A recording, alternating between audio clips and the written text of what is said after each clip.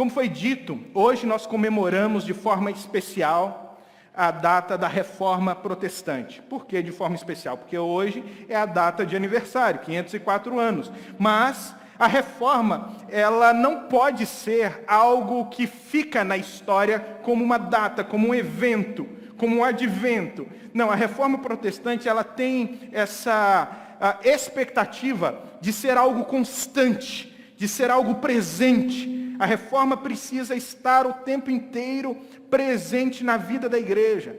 A Reforma precisa estar o tempo inteiro participando da vida da igreja e trazendo os valores que foram levantados ali como valores que vão construir a vida da comunidade e a nossa vida de fé.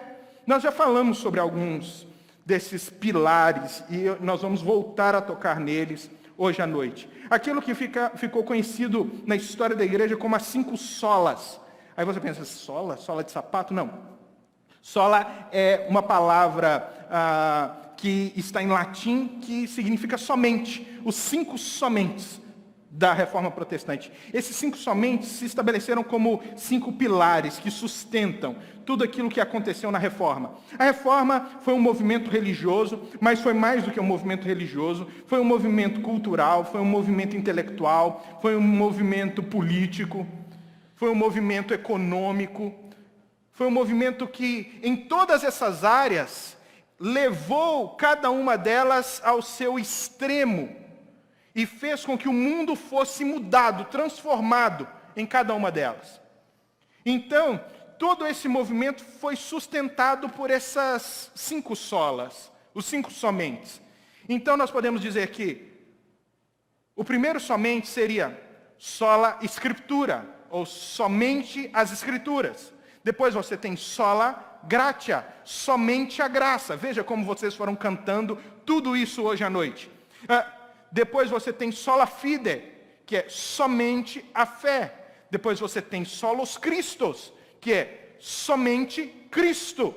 Depois soli Deo gloria, somente a Deus toda a glória. Isso faz parte da vida da igreja. Nós falamos sobre isso de maneira natural, no nosso cotidiano, em cada mensagem, em cada programação nossa. Então a reforma ela faz parte da igreja e a igreja precisa ser uma igreja reformada, sempre se reformando, para que nós possamos experimentar essa saúde. Mas como isso se aplica para nós? Eu gostaria de tocar em cada um desses solas, mas me concentrar especificamente em um deles, que é o sola fide, somente pela fé. E eu gostaria hoje de trabalhar com você um tema que é vivendo somente pela fé. Eu gostaria que você abrisse a sua Bíblia comigo, lá em Mateus, no capítulo de número 14, os versículos 22 até o versículo 36. Mateus, Evangelho de Mateus, é o primeiro livro do Novo Testamento, o capítulo 14. Abram as suas Bíblias, os seus aplicativos. Vamos ler juntos. Mateus 14, de 22 a 36, uma história conhecida, mas extraordinária. Diz assim: logo em seguida, Jesus insistiu com seus discípulos para que entrassem no barco e fossem adiante dele para o outro lado, enquanto ele despedia a multidão. Tendo despedido a multidão, subiu sozinho a um monte para orar. Ao anoitecer, ele estava ali sozinho. Mas o barco já estava a considerável distância da terra, fustigado pelas ondas, porque o vento soprava contra ele. Alta madrugada, Jesus dirigiu-se a eles andando sobre as águas, sobre o mar. Quando o viram andando sobre o mar, ficaram aterrorizados e disseram: é um fantasma, e gritaram de medo. Mas Jesus imediatamente lhes disse: coragem, sou eu, não tenham medo. Senhor, disse Pedro, se és tu, manda-me ir ter ao teu encontro por sobre as águas. Venha, respondeu ele. Então Pedro saiu do barco, andou sobre as águas e foi em direção a Jesus.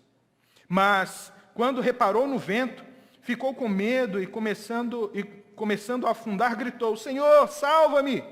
Imediatamente Jesus estendeu a mão e o segurou e disse: homem de pequena fé, por que você duvidou? Quando entraram no barco, o vento cessou. Então os que estavam no barco adoraram, dizendo: verdadeiramente tu és o Filho de Deus. Depois atravessaram o mar, chegaram a Genezaré. Quando os homens daquele lugar reconheceram Jesus, espalharam a notícia em toda aquela região e lhe trouxeram os seus doentes. Suplicavam-lhe que apenas pudessem tocar na borda do seu manto, e todos os que nele tocaram foram curados. Até aí. Esse é um texto muito comum e do conhecimento popular, mas aqui tem valores ricos para abastecer a nossa vida de fé. Mateus vai ter uma narrativa sobre esse evento. Marcos, o evangelista, vai nos apresentar uma narrativa semelhante, mas com alguns detalhes diferentes. E João também vai nos apresentar o mesmo relato com outros detalhes. Jesus, ele havia recebido uma notícia triste. O seu amigo, seu primo, João Batista, que o havia apresentado à multidão, havia sido morto. Ele tinha sido decapitado a mando de Herodes. E agora ele estava sofrendo por causa disso, e depois dessa notícia ele acabou procurando um lugar isolado com seus discípulos. Ele falou: olha, nós estamos trabalhando demais, vamos procurar um lugar isolado. E de repente, então, as multidões ficaram sabendo que Jesus estava no deserto, e o que elas fizeram? Vamos encontrar Jesus no deserto, e ia fluir uma grande multidão. Em torno de 5.000 homens, fora mulheres e crianças, estavam ali. E de repente, Jesus se compadece da multidão e começa a curar aquelas pessoas e a ensinar aquelas pessoas, mas ele olha para os seus discípulos e fala: precisa dar comida para esse povo. Eles estão com fome. Na verdade, os discípulos chamam Jesus e falam: Jesus, esse povo está com fome. Manda embora. Jesus: não, peraí, vamos dar comida para eles. Mas não tem nada, Jesus. O que vocês têm? Só tem aqui 5 pães e 2 peixinhos. Então Jesus reparte aqueles 5 pães e 2 peixinhos, divide e alimenta toda aquela multidão. Vocês conhecem a história, a multiplicação dos pães e dos peixes. Desses pães e peixes ainda sobraram 12 cestos. Cestos não são cestos grandes, mas alforjes, aquilo que os discípulos carregavam. Então, aquela incredulidade dos discípulos sobre ajudar o outro, sobre sustentar o outro, foi quebrada por Jesus, mostrando que quando você ajuda o outro, sustenta o outro, você pode esperar que Deus cuida de você. Então, ele está cansado, ele resolve subir ao alto de um monte, e ele diz para os seus discípulos: olha, vocês podem passar para o outro lado, vão para Cafarnaum, vocês passem primeiro em Betsaida, e ali, então, vocês podem seguir viagem, e nós vamos nos encontrar lá. E Jesus sobe ao monte para orar, porque Jesus queria estar com o Pai, Jesus queria estar sozinho com o Pai. E eles saem com um barco, provavelmente costeando ali a praia do mar, e o mar não é um mar de verdade, o mar é o lago de Genezaré, e é chamado também, conhecido como Mar de Tiberíades. Um mar enorme, ele tem em torno de 10 quilômetros de extensão, mas esse mar ele fica abaixo do nível do mar. Esse lago fica abaixo do nível do mar, e ele fica entre montanhas, ele é como se fosse uma grande panela. Então, quando o vento ele vem do norte e ele entra dentro dessa panela, ele agita esse mar, e ondas enormes, até de 5 metros, podem ser vistas. E até hoje existe isso. Até hoje, os barcos que ficam ancorados ali, mesmo barcos a motor, eles são instruídos a não deixarem o porto se o vento estiver forte, por causa do perigo. E aqueles discípulos de Jesus eram homens experimentados. E eles saíram porque o tempo estava favorável. Mas quando eles estão ali passando pela costa, transitando pela costa, esse vento do norte os arrasta para o mar. Os arrasta por meio do mar. E eles estão ali tentando lutar contra a força daquela ventania e a força das águas. Enquanto isso, Jesus estava orando. E Jesus ele saiu para orar, até porque aconteceu uma coisa assim muito inusitada. As pessoas que estavam ali e viram Jesus multiplicando os pães, os peixes, curando, disseram: esse é o cara que nós queremos como rei. Vamos então colocá-lo como nosso rei. Vamos proclamá-lo rei sobre Israel. E Jesus fugiu. Jesus fugiu dessa iniciativa política do povo, porque o próprio Jesus disse que o reino dele não é desse mundo. As forças de transformação que Jesus usa para transformar esse mundo vai muito além da atuação de políticas públicas ou de uma mera regulamentação política por parte de uma imposição de valores segundo a percepção de algum grupo específico. Jesus, ele transforma o mundo e transforma todas as coisas por meio do Evangelho, por meio da sua obra e daquilo que ele iria realizar na cruz do Calvário. Então ele está agora diante do Pai em oração, no alto de um monte, e diz que Marcos que ele consegue ver os discípulos se batendo contra o mar e contra os ventos. Então ele resolve sair, descer até a praia, andar um pouco. Enquanto ele anda na areia, ele continua andando, entra no mar, e pelo mar, andando sobre as águas, ele vai ter com esses discípulos. E quando os discípulos percebem que existe uma figura lusco-fusca vindo em direção a eles, uma imagem que eles não conseguem muito bem definir, eles gritam de medo, apavorados, provavelmente pensando que esse fantasma era algum demônio que agia por meio da tempestade para tentar destruí-los. E eles gritam de medo, mas Jesus fala: calma, sou eu. E quando ele entra no barco, a tempestade acalma. Mas antes dele entrar no barco, Pedro pula. Pedro fala: é o Senhor, deixa eu ir até o Senhor. E ele fala: vem. Pedro pula na água e anda sobre a água. Essa experiência ela é extraordinária porque ela nos ensina algumas coisas. Em primeiro lugar, que Deus ele sempre tem o tempo correto da sua intervenção. Sempre tem o tempo correto da sua intervenção. Deus sempre intervém no momento certo. A reforma protestante é um desses momentos. Se você perceber, a igreja ela se corrompe durante 1000 anos. E durante 1000 anos ela está abastecendo os seus cofres e está ensinando uma doutrina completamente pervertida, mas de repente Deus usa um pequeno monge de uma cidade pequena, de Wittenberg, na Alemanha, para fixar 95 teses na porta da Catedral de Wittenberg.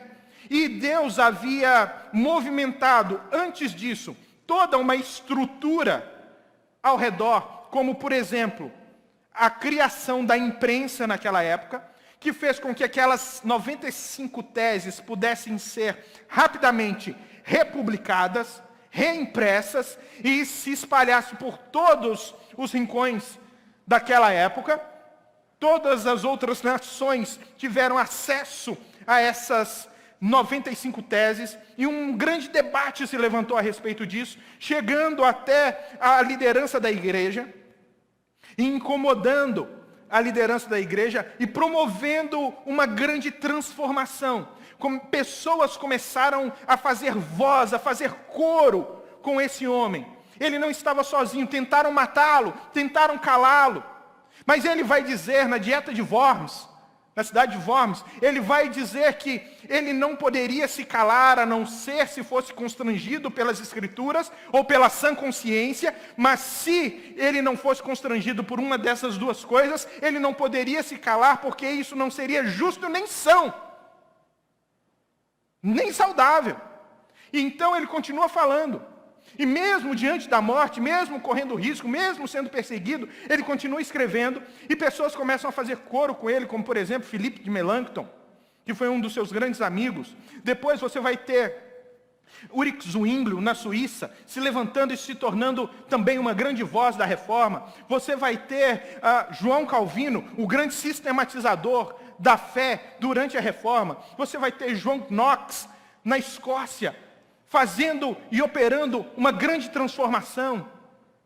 E você vai ter grandes nomes junto desses, fazendo coro para promover a reforma. Tudo isso porque uma grande fé se apoderou do coração desses homens.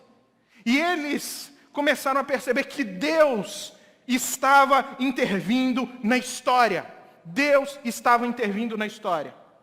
Se você olhar o texto, Jesus ele está de longe, do alto do monte, mas ele não perdeu os discípulos de vista. Os discípulos saíram, segundo a ordem dele, para atravessar o mar e encontraram uma grande dificuldade, e eles realmente corriam risco de afundar e de se afogar diante daquela grande tempestade, mas em momento algum Jesus os perdeu de vista.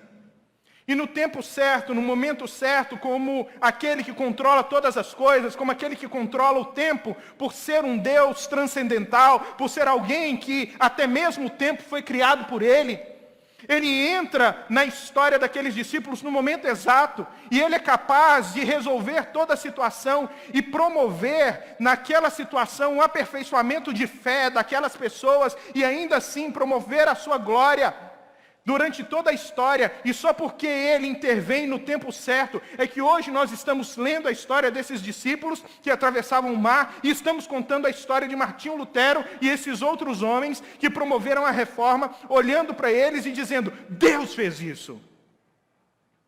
Deus fez isso, porque Deus intervém sempre no momento certo. Deus ele está sempre de olho nas nossas aflições.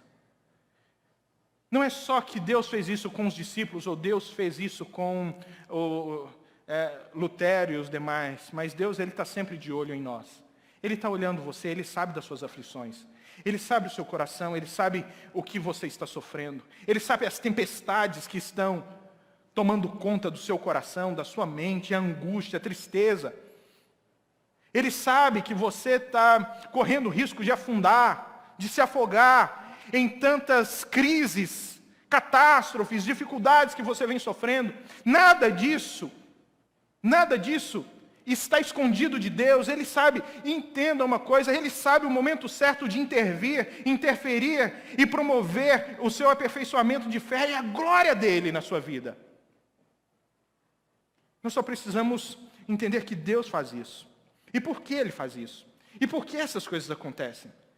Aí sim, a partir disso, nós precisamos pensar nas 5 solas. Em primeiro lugar, porque Deus age sempre pela sua graça. Uma das coisas que os reformadores, eles levantaram, foi justamente retomar o conceito de graça dentro da fé cristã. Deus, ele não realiza coisas para mim e para você porque um é mais bonitinho, o outro é mais bonitinho, porque Ele olha o nosso coração, e o nosso coração é um coração bom, então, porque o nosso coração é bom, Ele resolve estender bondade para nós. Ele não está realizando coisas a nosso favor, porque você descobre métodos e metodologias, como por exemplo, você já ouviu aquilo, a oração move a mão de Deus. Como se Deus estivesse parado, com o braço enrijecido, olhando para você. Se você não olhar, eu não vou fazer nada. E se você não tiver as palavras certas, eu também não vou fazer nada.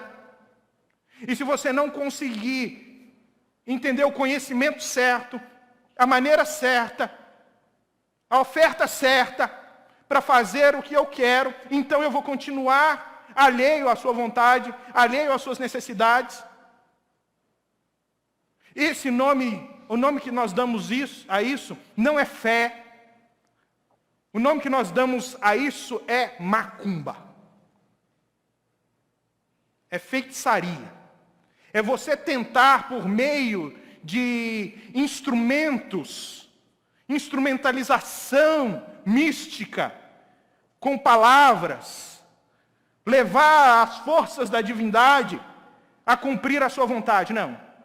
Deus, Ele faz as coisas simplesmente pela sua graça. Ele olha para nós e Ele resolve estender amor a cada um de nós. E Ele nos ama porque resolveu amar. E não existe nada de bom, não existe nada de coisas morais, éticas, que você faça, que possa contribuir para Deus te amar mais, mas também não existe nada de ruim, não existe nada de terrível, não existe nada que você faça que possa contribuir para Deus te amar menos. Deus ama você tanto quanto um Deus eterno pode amar.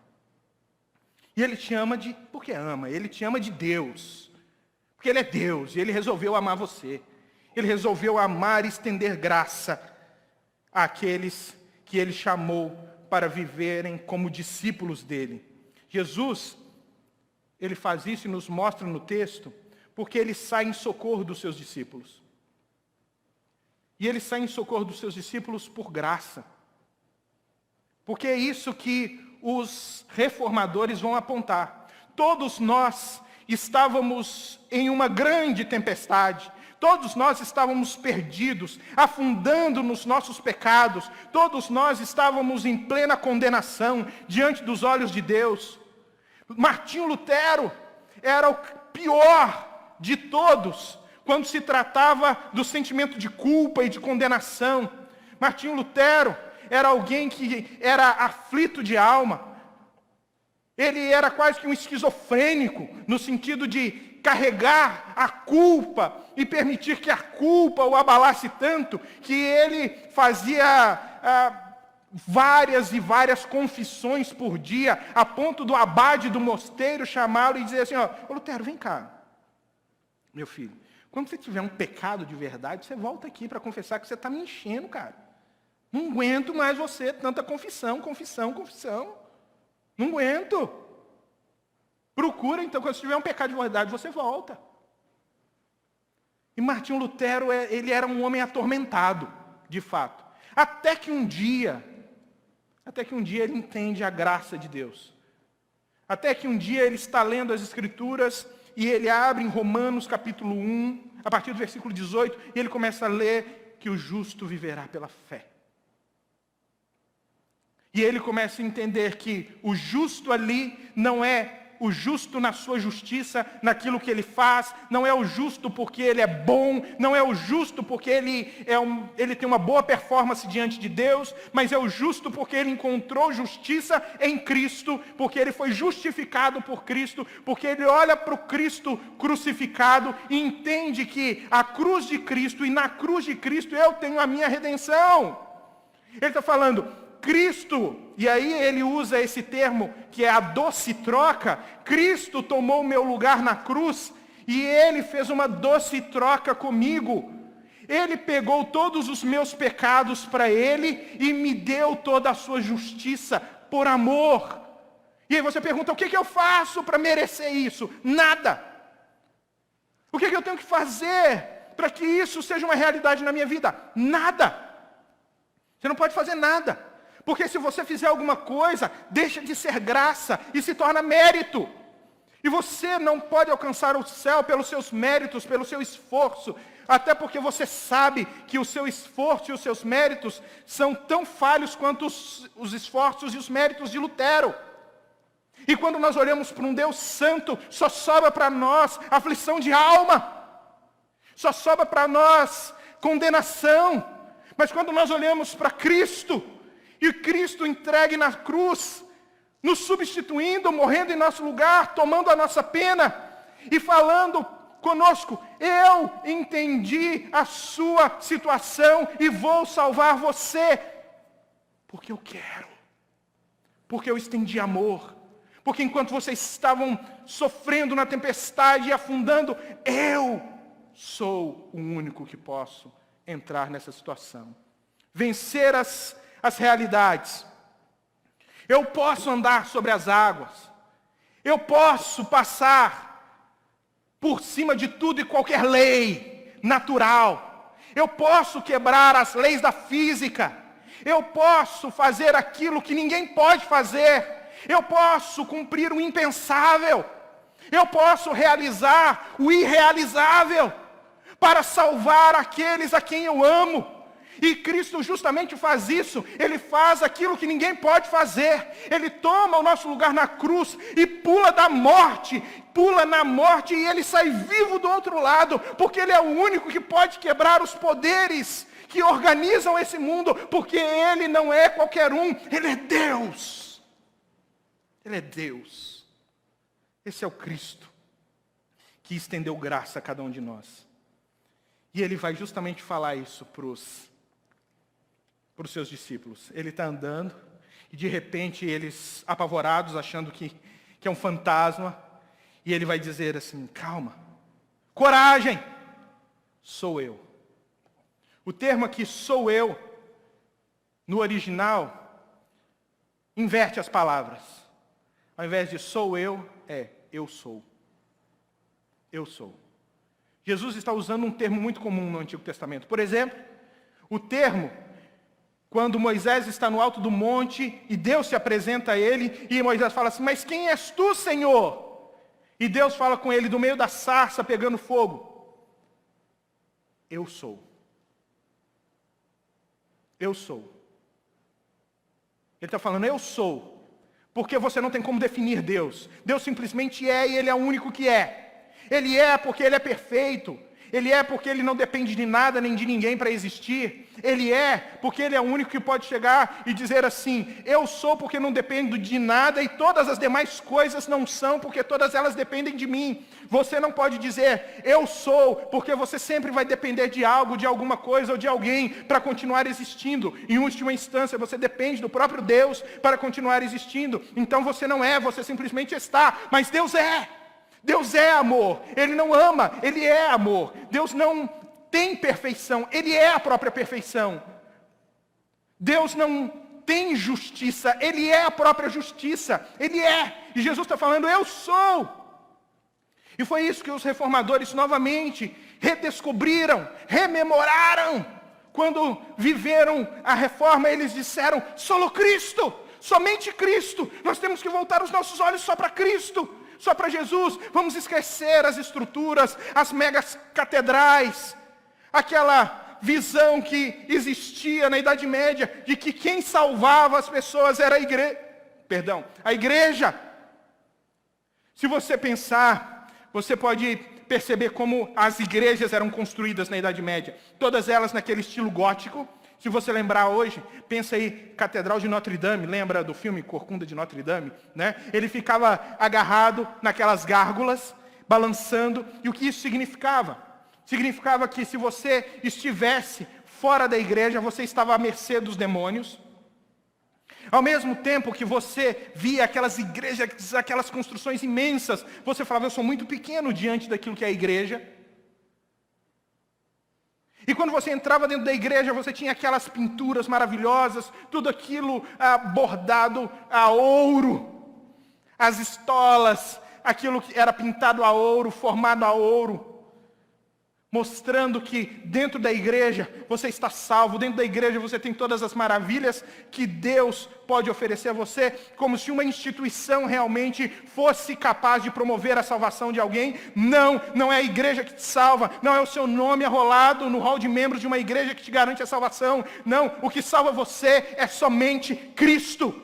Somente a obra de Cristo, a obra vicária de Cristo, somente ela, só a sua fé nessa obra, no Cristo que morreu por você, no alto daquela cruz, pode realmente salvar a sua alma, salvar você da condenação. Somente Cristo pode fazer isso. E Ele vai dizer, calma, sou eu cheguei, eu posso salvar vocês, não tenham medo. Às vezes o medo toma conta do coração da gente. Às vezes o terror toma conta do coração da gente. Porque nós somos fracos, nós somos frágeis. Nós olhamos e não conseguimos interpretar Deus nas circunstâncias. Nós nos amedrontamos por causa das imagens que nós temos na nossa cabeça e nas fantasias que o nosso cérebro, nas peças que o nosso cérebro prega para cada um de nós. Por causa das nossas fantasias. E tudo que acontece que foge da nossa capacidade de administração nos mete medo, mas nós não conseguimos muitas vezes perceber Deus no meio de tudo isso, ainda que nós não consigamos perceber muito bem quem é Ele, ainda que nós não conseguimos perceber claramente que Deus está no meio daquela tempestade junto conosco. O que nós não podemos é confundir a imagem de que Deus ele está vindo em nossa direção sempre. Deus está sempre vindo para nos socorrer em qualquer que seja a situação que nós estivermos. A reforma protestante é isso. Deus entrando na história e agindo por meio de homens falhos, fracos e frágeis para salvar a igreja. Para recolocar a igreja nos trilhos. Para reconduzir a visão da igreja para que todos nós pudéssemos novamente experimentar uma relação com Deus apropriada. Mas aí Pedro vira e fala assim, Senhor, é o Senhor mesmo? Ele fala, sou eu, Pedrão. Então deixa eu ir aí. Andando sobre as águas, não é nadando não. Aí ele fala, pode vir. Vem. E Pedro então desce, e você imagina Pedro colocando o pé na água, aquela água ainda está tempestuosa, e ele coloca, e aquilo onde ele afundaria está sólido. E ele coloca o pé, coloca o outro pé, e ele começa a andar. Ele começa a andar em direção a Jesus. Ele começa a andar em direção a Jesus. A isso nós chamamos fé. Mas a fé que nos faz andar sobre a água, ela não é uma fé desprovida de conhecimento. Ela não é uma fé desprovida de um apoio no qual nós depositamos a nossa fé verdadeira. Porque às vezes nós confundimos fé com mera expectativa. Nós falamos, eu quero tanto que Deus faça isso na minha vida, e aí a gente chama isso de fé. Ou simplesmente porque estamos num ambiente religioso, e o ambiente religioso contagia, a gente acha que tem fé, simplesmente porque vem na igreja. Não, fé é uma coisa totalmente diferente disso. Fé é algo que tem fundamento. E qual é o fundamento? O que realmente sustentou Pedro sobre aquelas águas? Porque a água continuou sendo água. As moléculas de água continuaram sendo moléculas de água, não foram transformadas em pedra, em rocha. Continuaram sendo moléculas de água. E gente afunda em água. Gente não fica sobre água. Então, o que sustentou Pedro? O que sustentou Pedro foi a palavra de Cristo. Quando Cristo falou, venha. Porque antes de Cristo falar, venha, Pedro não foi. Pedro não foi. Pedro foi porque Jesus disse. Porque Jesus falou. E quando Jesus fala, e quando Deus fala, as coisas acontecem. É porque Deus fala no início de todas as coisas, no início do mundo, que o mundo se fez. É porque Deus falou que tudo veio a existir. É porque Deus falou que a vida aconteceu. É porque Deus falou que nós estamos aqui hoje. Então, os reformadores olhando para isso vão dizer, só a Escritura. Sabe, vamos esquecer esse negócio de concílio, vamos esquecer esse negócio de encíclica, vamos esquecer, sabe, esse negócio de tradição, tudo aquilo que não for pautado, tudo aquilo que não for regido e que não estiver fundamentado nas Escrituras, nós deixamos de lado. As Escrituras vão nortear a nossa vida, só a Escritura. Somente a palavra de Deus pode nortear a nossa vida. Somente a palavra de Deus pode nos sustentar na vida de fé. Somente a palavra de Deus pode sustentar uma fé legítima. Então Pedro está tendo a sua fé sustentada por sola Escritura. E nós só podemos andar nesse mundo e viver nesse mundo segundo a fé. Porque você vai ter que ter fé que Deus é gracioso e Deus ama você. Porque você vai ter que ter fé na palavra dele para que a palavra dele conduza a sua vida. Porque você vai ter que ter fé naquilo que Cristo fez por você, nessa doce troca, substituindo a sua realidade de pecador pela dele de justo, e então conduzindo você diante de Deus para uma reconciliação com o Pai. Quando você estava afastado e apenas sofrendo a condenação, agora porque Cristo morreu por você, você pode ter de novo acesso a Deus por meio dele. É por isso que quando você está orando, você fala assim, Deus. E aí Deus fica calado. E aí você continua orando, e aí você fala, Deus, e Deus continua calado. Aí você olha e fala assim, Deus, em nome de Jesus. Aí ele fala assim, pode falar. Estou te ouvindo. Entenderam? Pode falar. Aí ele fala assim, em nome do meu filho, eu te escuto. Pelos méritos do meu filho, eu te escuto. Porque você entendeu o que ele fez na cruz por você e usa isso, eu te escuto. É assim que funciona. Então, a fé, ela está fundamentada na palavra de Deus e nos ajuda a entender todas essas outras estruturas que sustentam a nossa vida espiritual. Porém, Martinho Lutero, à medida que ele foi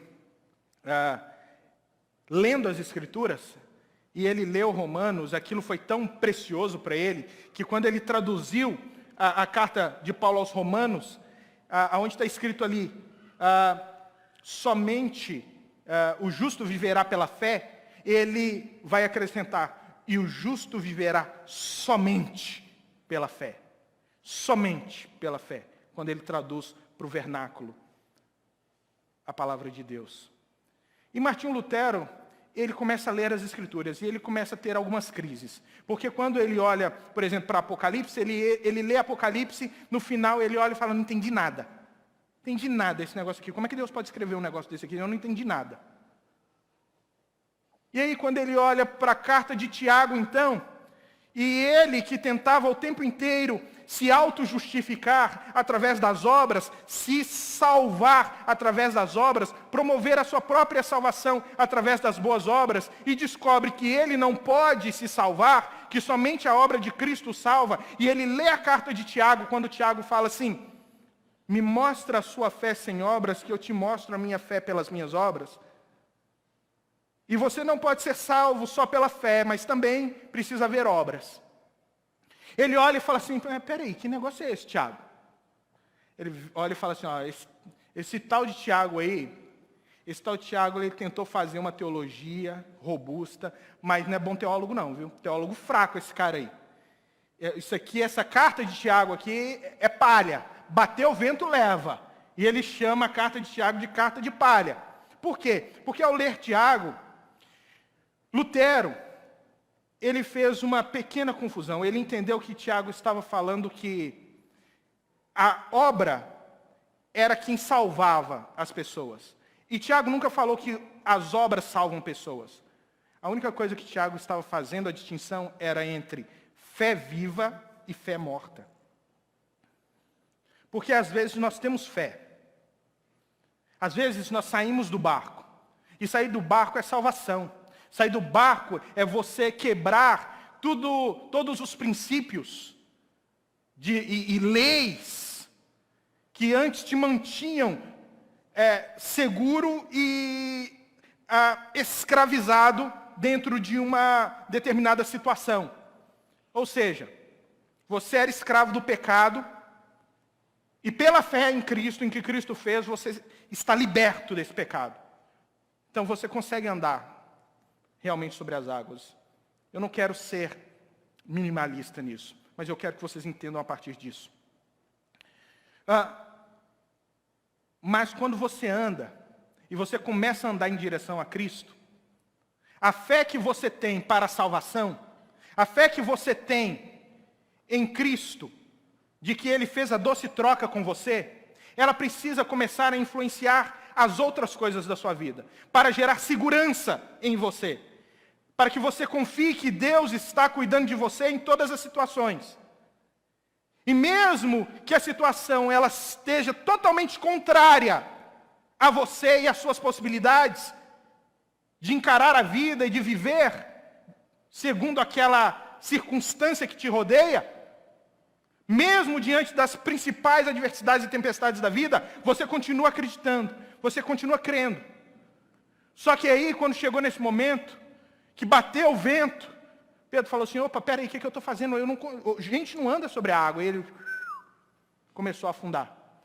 E quando ele começou a afundar, ele disse, Senhor, salva-me. E Cristo foi lá e olhou para ele e falou assim: homem de pequena fé, por que você duvidou? Então eu quero falar para você que existe dois tipos de fé.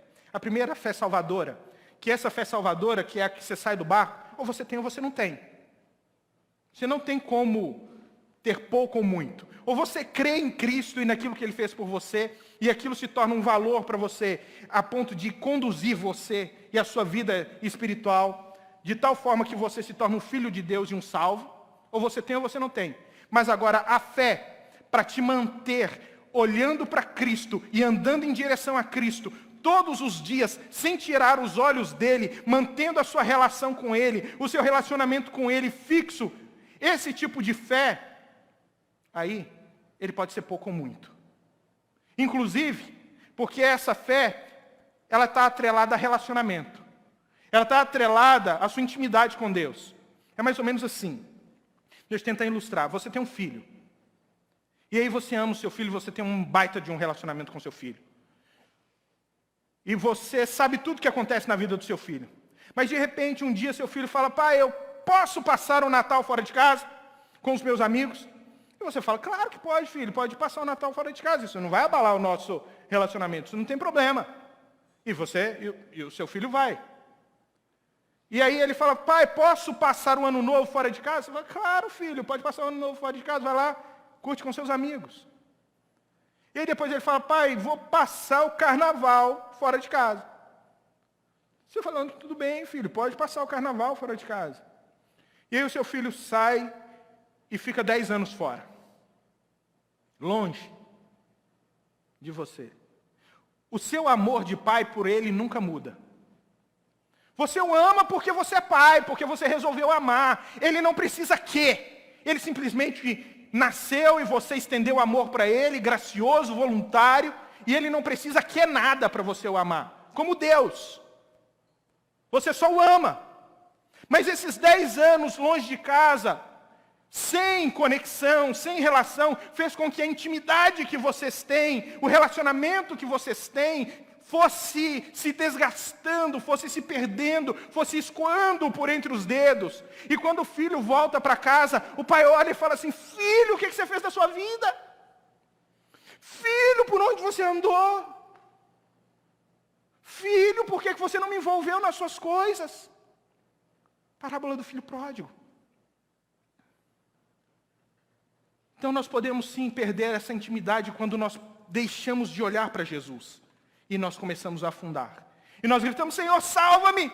E nós falamos: eu tenho fé porque eu estou gritando por salvação. No momento da minha crise, no momento da minha angústia, no momento que eu estou afundando, eu falo: Senhor, me salva! E aí eu falo: eu tenho fé, tá vendo? Eu tenho fé. Eu perdi a minha visão, mas Senhor, eu tenho fé. Como é que o Senhor está falando aí para mim que eu não tenho fé? Claro que eu tenho. Pedi salvação aqui. Aí ele falou: Sérgio, você não entendeu a coisa. Você não entendeu. Gritar por socorro, qualquer um grita. E aí pede salvação para qualquer que seja o santo, para qualquer que seja o Deus, para qualquer que seja a divindade, para qualquer que seja o Exu. Na hora que a coisa aperta, até ateu pede ajuda para a divindade. Isso não representa fé. Fé para o cristão é você continuar mantendo os olhos em Cristo, e mesmo diante das tempestades ao seu redor, você continua crendo que Ele está cuidando de você. É isso. E aí Jesus, e nós precisamos viver a vida assim. Jesus nos ensina isso. Viver o tempo inteiro. Então, irmão, se você está passando por um momento de angústia, de tristeza, não perca a sua fé. Não abandone a sua fé. Ela sustenta você. E aí, quando você vive essa vida de fé, veja só, quando Cristo se manifesta desse jeito, você percebe Cristo desse jeito, ele entra no barco, junto com Pedro, carregando Pedro, põe Pedrinho no barco, entra no barco, e aí aquela tempestade se acalma. Você tem bonança. O barco agora está tranquilo. A situação foi normalizada. E a única coisa que os discípulos têm para fazer é ajoelhar e adorar. É ajoelhar e falar: o Senhor é Deus.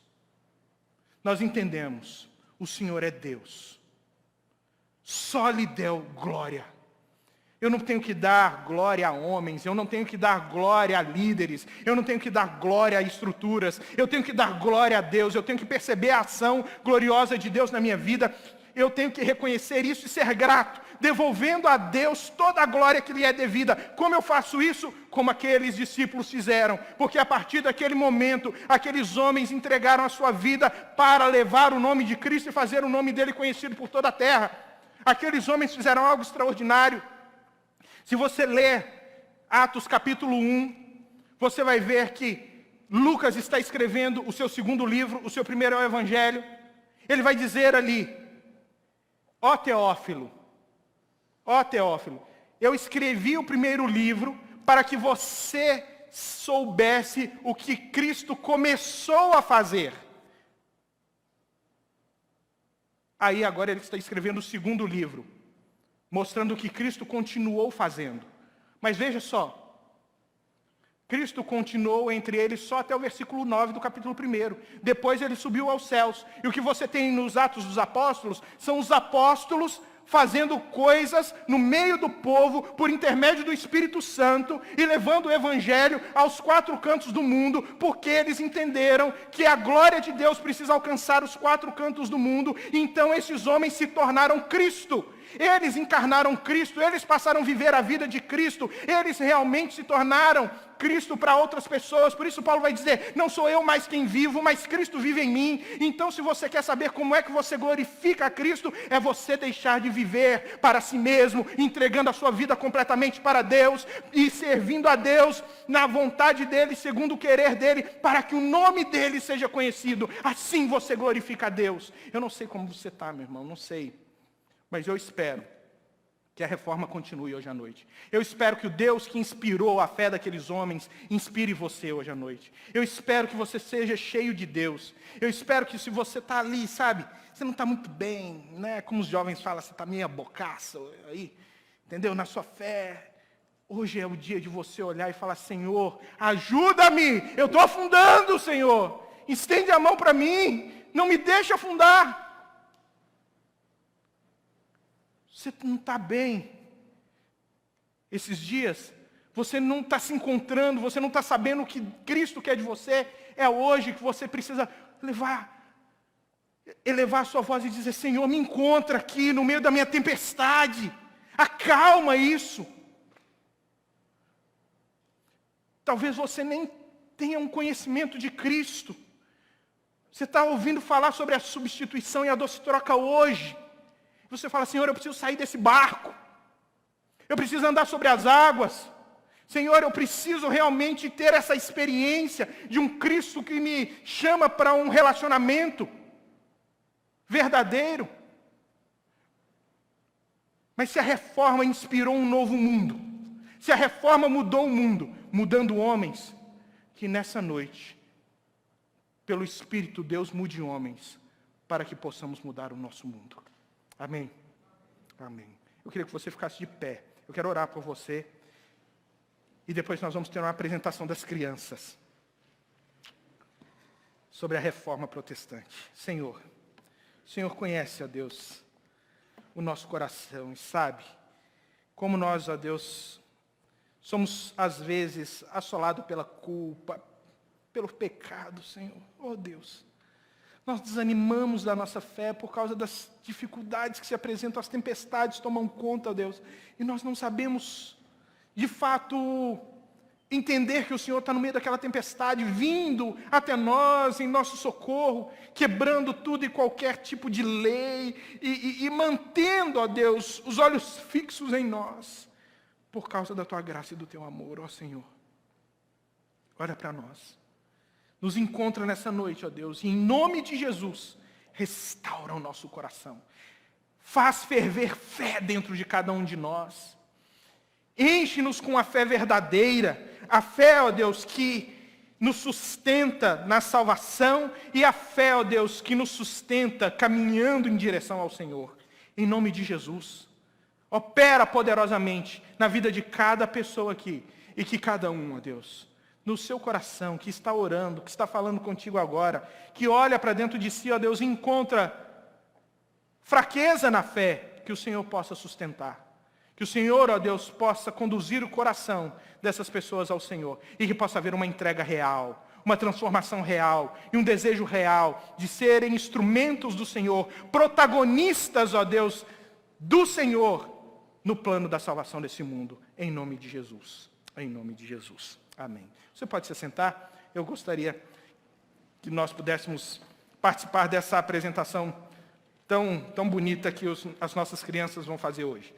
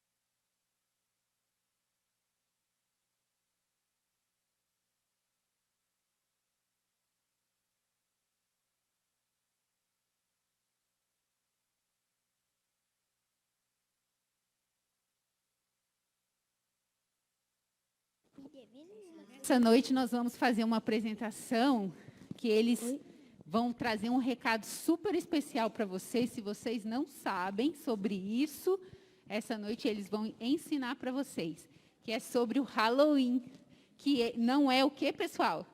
Não é? Legal. E através dessa música nós vamos mostrar para vocês que nós não comemoramos a morte, porque o nosso Deus é um Deus de vida. E agora nós vamos cantar para vocês.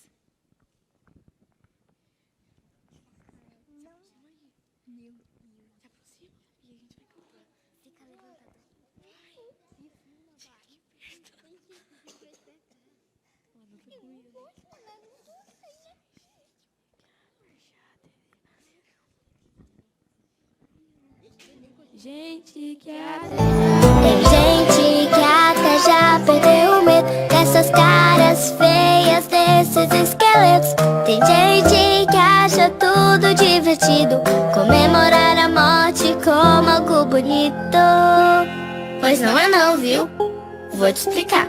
Vou te contar porque não penso assim, porque não acho legal o Halloween. A Bíblia não ensina que os mortos ficam andando por aí. Ela diz que eu sou o filho da luz, então não quero do mal e da morte.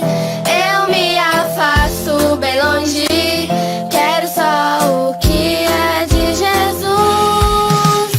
Eu escolho a vida, ela é mais divertida. Deus não fez o mundo de escuridão, mal e medo, mas colorido com seu amor perfeito.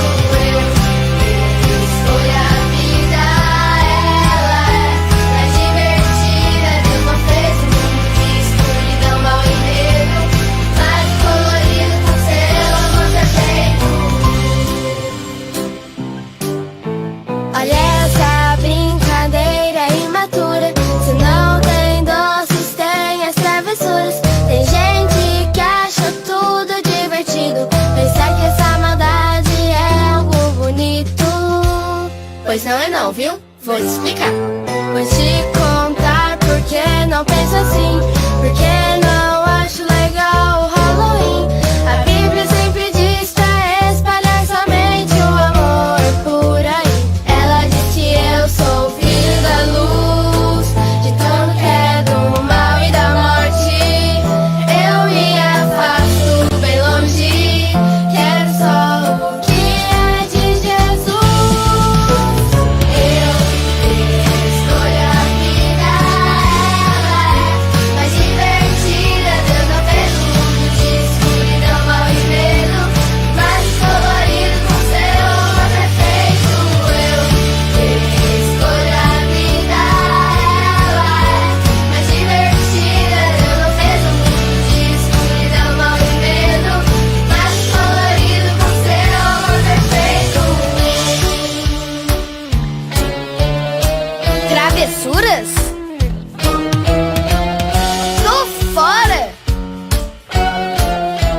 fazer o bem que é legal.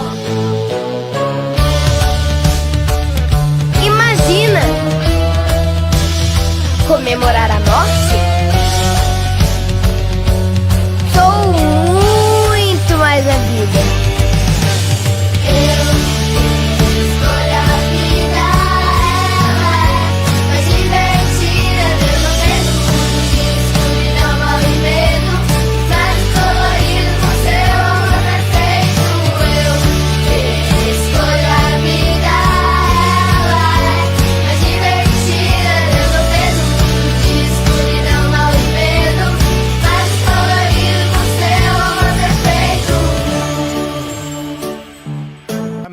Amém. Amém. Vamos orar, vamos ficar de pé. Vamos agradecer a Deus por essa vida que Ele nos dá. Senhor, obrigado pela vida. Obrigado, Senhor, por podermos celebrar a vida. O Senhor, ó Deus, nos dá o direito de celebrarmos a vida porque o Senhor venceu a morte. O Senhor venceu a morte por nós. O Senhor venceu para que nós pudéssemos, ó Deus, contemplar o dia de amanhã com expectativa, de alegria, de satisfação, de contentamento. Olharmos para o Senhor com esperança de que um dia estaremos juntos, um dia estaremos em glória, um dia estaremos, ó Deus, desfrutando da Tua presença eterna e maravilhosa. Obrigado, Deus. Nós queremos agradecer ao Senhor. E agradecemos porque o Senhor usou homens e mulheres durante a história para intervir e mostrar a Tua glória. Agora queremos pedir, nos usa, Senhor. Nos usa no nosso tempo. Nos usa nos nossos dias. Nos usa na nossa família. Nos usa no nosso trabalho. Nos usa onde quer que estejamos para podermos anunciar o Evangelho e anunciar a vida aonde só existe morte.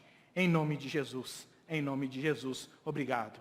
Que Deus abençoe cada um. Tenha uma excelente semana na presença de Deus.